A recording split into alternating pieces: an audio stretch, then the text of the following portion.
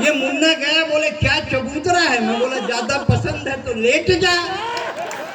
बोले आपकी बात सही है पर मेरे पास टाइम नहीं है। जिसको देखो भाई साहब टाइम नहीं है। ये दोनों छोरियां अंदर आ रही थी अभी। मैं बोला ये छोरी नहीं है, लुगाई है, थे चश्मा लगाओ। बोले जब बिना चश्मा की लुगाई छोरी दिखे तो चश्मा क्यों लगाओ? सारी बात सही है पर हमारे पास चश्मा लगाने रो भी टाइम नहीं है। टाइम नहीं है भाई साहब। बच्चा पैदा होते ही फेरेक्स, लैक्टोजिन, बोनीजान, ग्राइप वाटर, एब्डेक खाता पीता है, डायरेक्ट चलने लग जाता है। उसकी माँ कहती मेरे बेटा, मेरे कान्हा, मेरे लाल, घुटनों के बल चलना, थोड़ी बाल लीला कर। बच्चा कहता माँ तेरी बात सही है पर मेरे पास टाइम नहीं है। आज का बात करी तेरा कौन सा? S7। बोले तेरा? बोले मेरा भी S7। मैं पीछे से उनके ऊपर गिर गया। बोले हट 3210 नोकिया। बोले हट 3210 नोकिया। मैंने कहा मैं 3210 नोकिया हूँ, मेरी खपत बहुत कम है, पर एक बार बैटरी को चार्ज करके देख, इस बैटरी में बहुत दम है। टाइम नहीं है, टाइम नहीं है, टाइम नहीं है। आप जिंदगी भर बोलिए टाइम नहीं है, लेकिन अगर कोई बेबस औरत सड़क पर इज्जत बचाने के लिए गुहार लगाए, कोई अंधा सड़क पार करने के लिए लाठी थमाए, कोई विदेशी सरहद पार करके हिंदुस्तान में घुस जाए और अगले कवि सम्मेलन में, जन्म उत्सव के उपलक्ष्य के कवि सम्मेलन में और साथ में विजय उत्सव के कवि सम्मेलन में आपको बुलाएं तो आप मत कहिएगा कि हमारे पास टाइम नहीं है, हमारे पास टाइम नहीं है। अक्सर लोग कहते हैं मुझसे, मध्य छत्तीसगढ़ में सवाल करते हैं कि मोदी के आने से क्या फर्क पड़ा।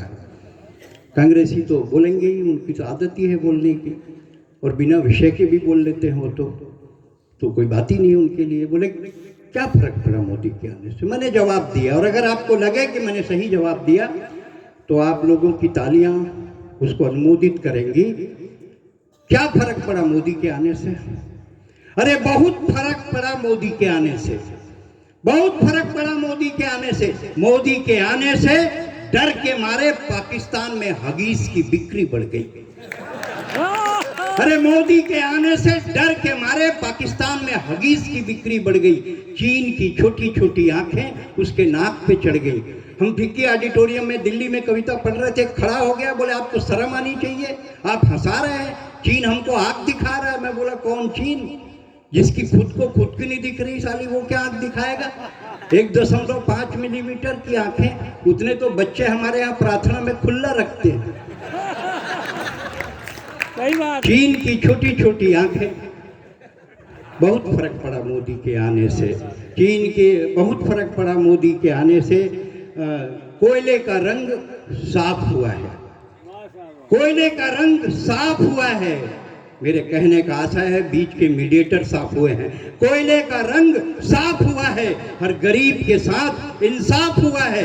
0 रुपए में खाता खुल जाता है और याकूब जैसा आतंकवादी फांसी पे लटक जाता है। बहुत फर्क पड़ा मोदी के आने से, बहुत फर्क पड़ा मोदी। मतलब 5-6 साल पुरानी बात है।